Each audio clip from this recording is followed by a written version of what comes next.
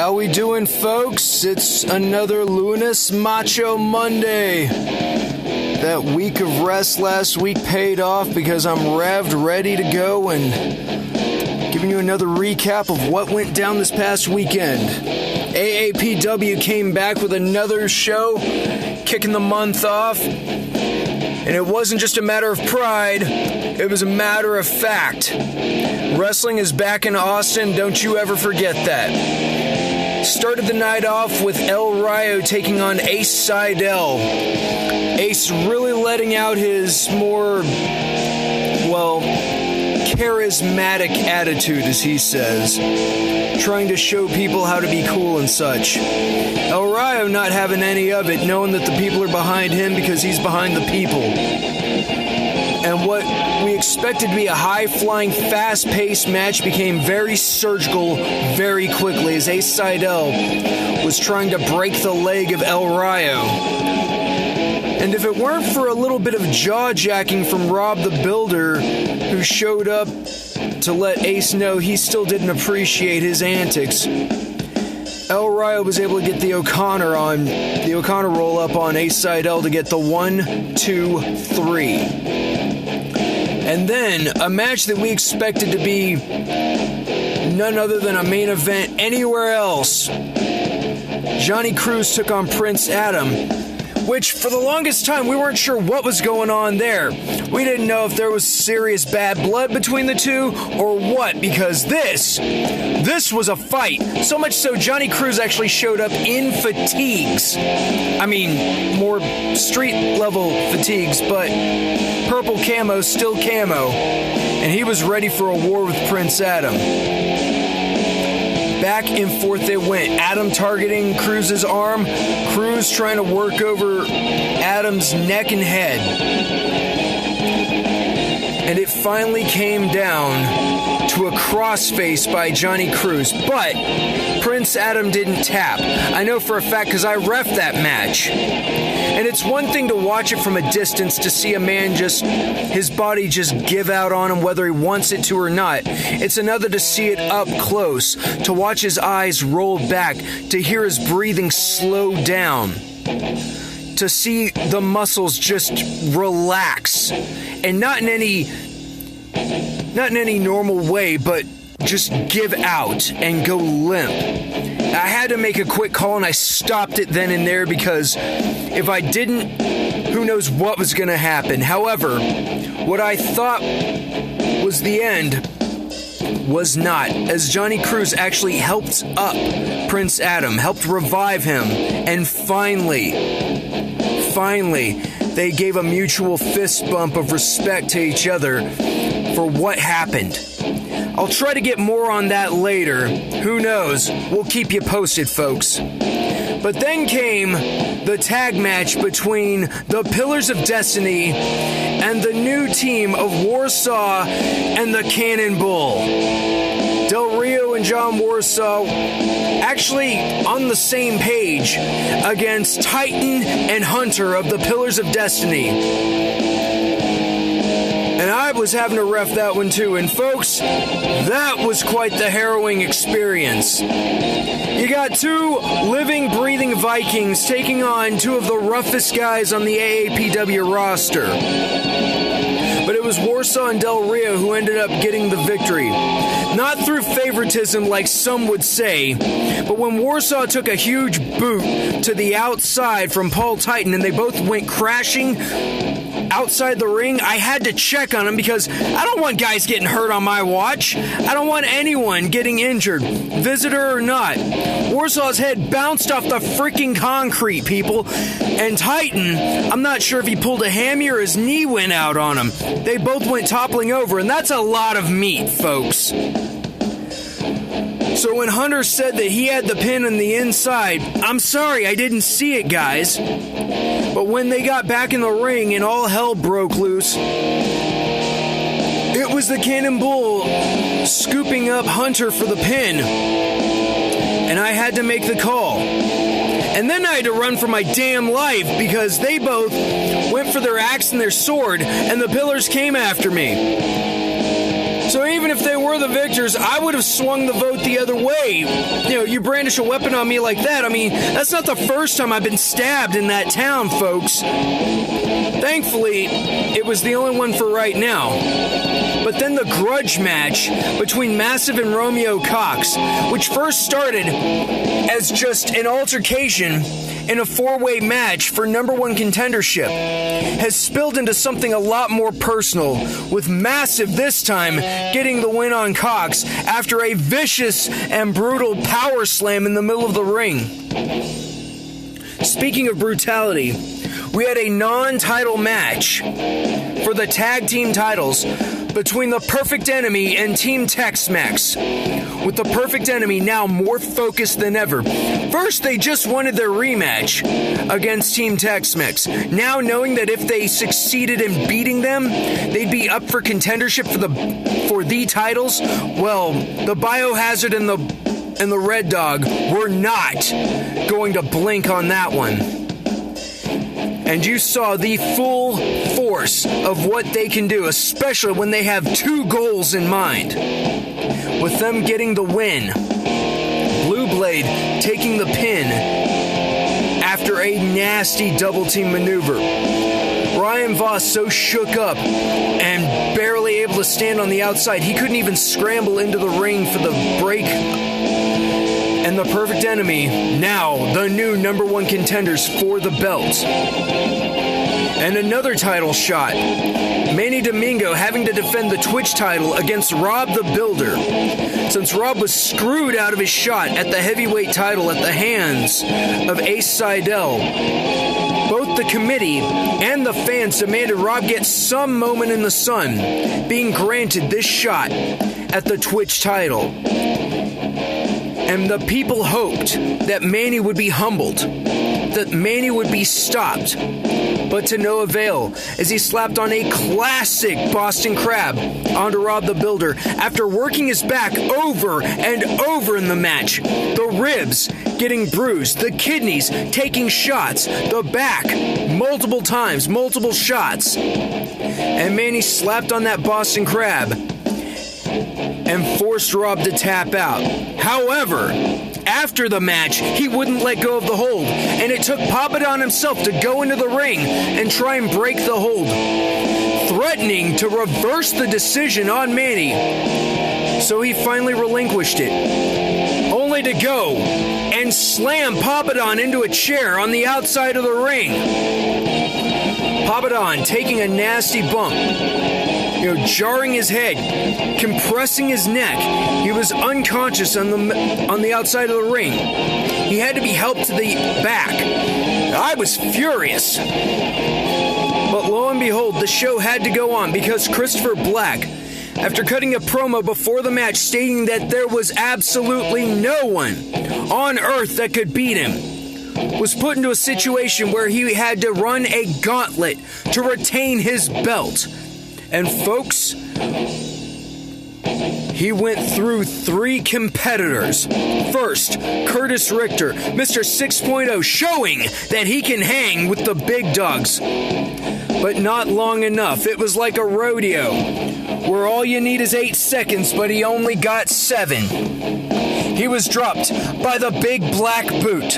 Then Austin James came in, strength for strength, but it was that choke bomb by Christopher Black that put Austin James down. Then Steve Areno, the pinfall wizard, pushing Christopher Black to his limits. But Christopher Black got the 10 count on the outside, slamming Steve-O into that pillar at the 9 count, only to get back in before Steve could get the 10.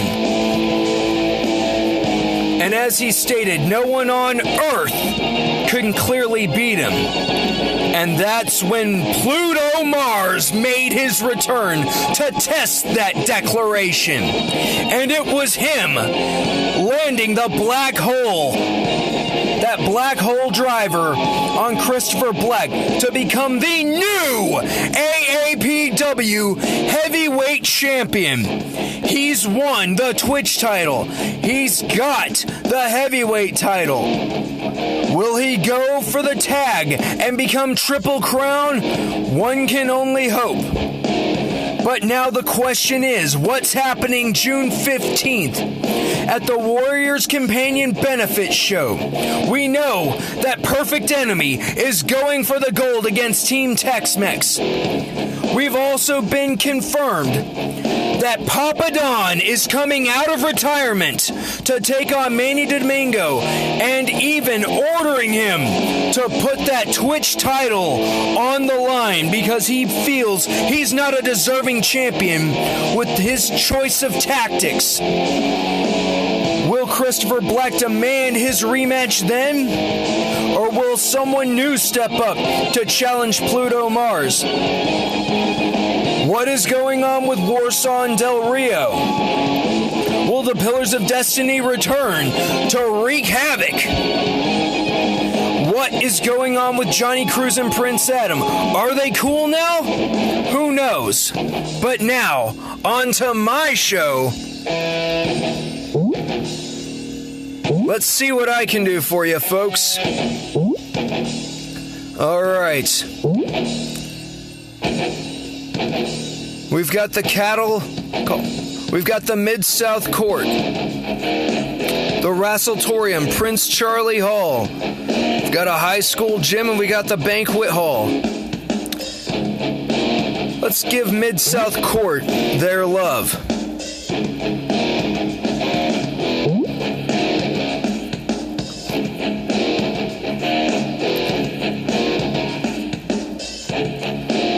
You know what?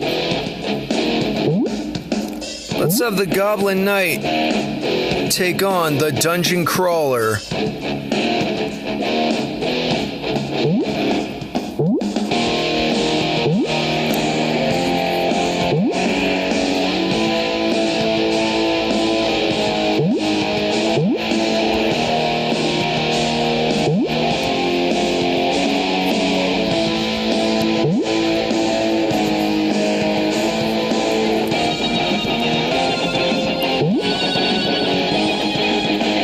Let's have our own ace. This guy hasn't had a shot yet.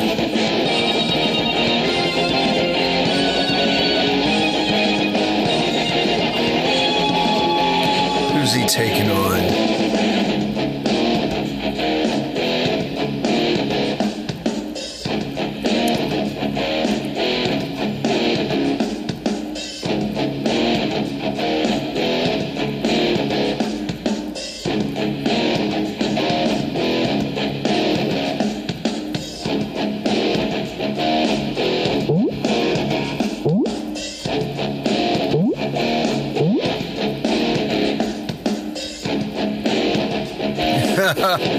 You know what? Let's have Mr. Bonsai there.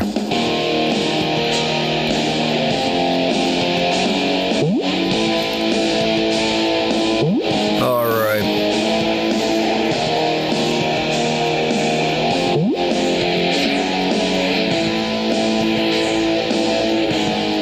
You know what? I've got Geppetto Rocco here.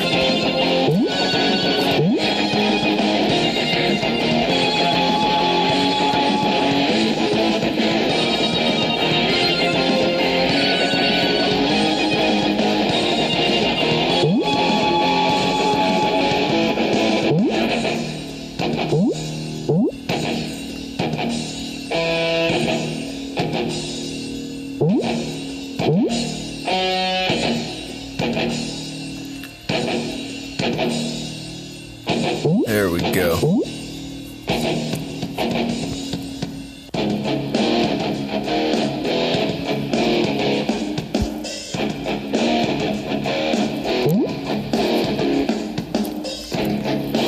You know what? Let's start at the back. Zen hasn't done a lot.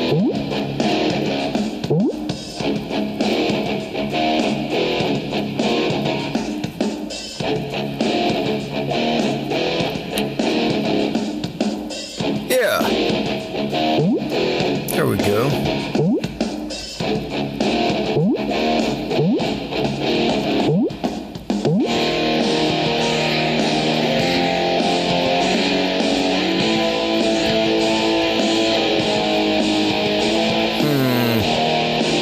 Yeah, he is cruel enough.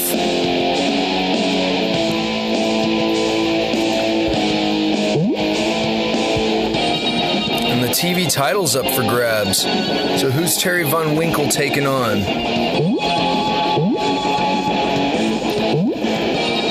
that, yeah, that's the only thing I got there.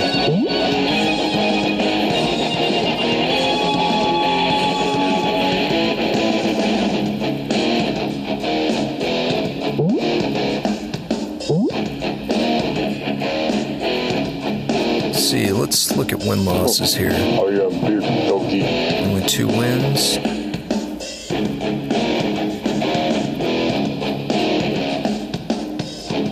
Former champion. 4 wins. I don't need anything more than brute force. 2 wins. Take it anymore. Oh, Chief Buffalo. All you other daggum fellas better watch it. Fear me, I command you. Oh. Hear my cobra clutch. You won't escape the black hole. A lack of faith I sense in you.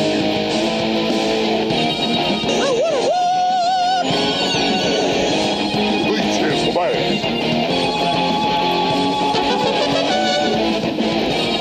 The name's Rick. Exotic Rick. Ooh.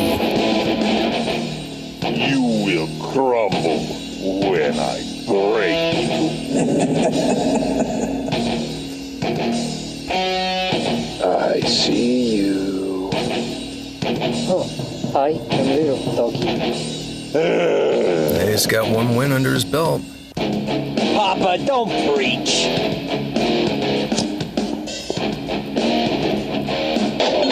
I love that sound. You know, he could have bought his way into that. Put your hands where I can see them. Oh, you know what? Let's do it. Champion for champion. O'Hooligan's making the demand. In an Iron Man match, though, this should be interesting.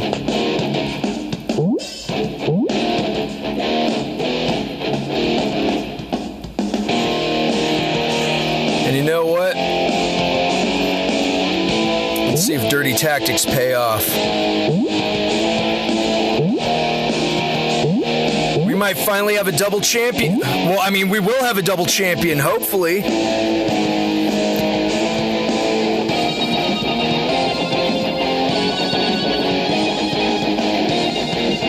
Never know. Let's do it. Yes! Looks like they got a tag match in their future. That's a good start. Can Mr. Bonsai help? Yes! Game over, baby!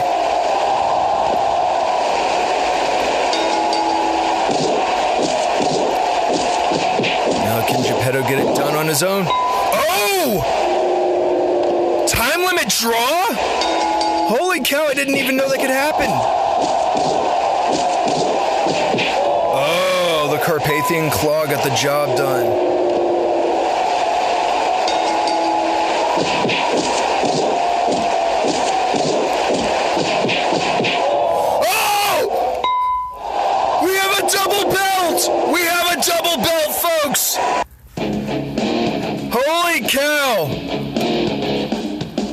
Dungeon Crawler with the hack and the slash. Here comes the Dragon Lance. Got him. 1, 2, 3.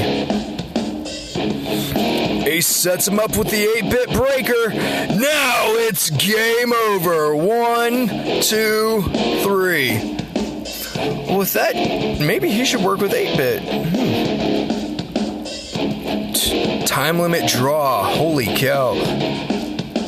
They've got something going now. I'll make sure of that.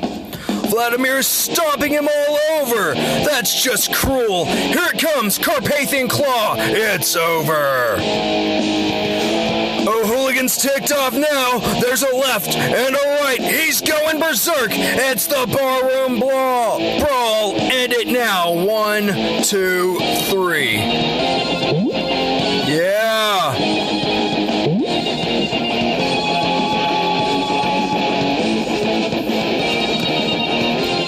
Yeah, where is it, baby? I know I got some type of achievement here. Says I did anyway. Yeah, here it is. Dual champ. Have a wrestler hold 2 championships simultaneously. Yes. Now, time limit draw. Is that anything, though? Nah. All right. Get that with my bonus. Second place. Damn it. Oh, well. Well, that's it for this week's Lunes Macho Monday. Remember to like, share, and subscribe. Ring the bell to stay notified. And hopefully we'll start getting some t-shirts out for that, where you can support the show. And support your favorite wrestlers. Anyone I've mentioned, go look them up. Go check them out. And don't forget, if you are in the Austin area, June 15th will be the next AAPW show, brought to you by Warriors Companion. It's a group, they help soldiers coming back with, emotional support animals. It's a really cool cause. Check that out. But until then, I'm Ian Torch, and that's it. It's over. Ring the bell.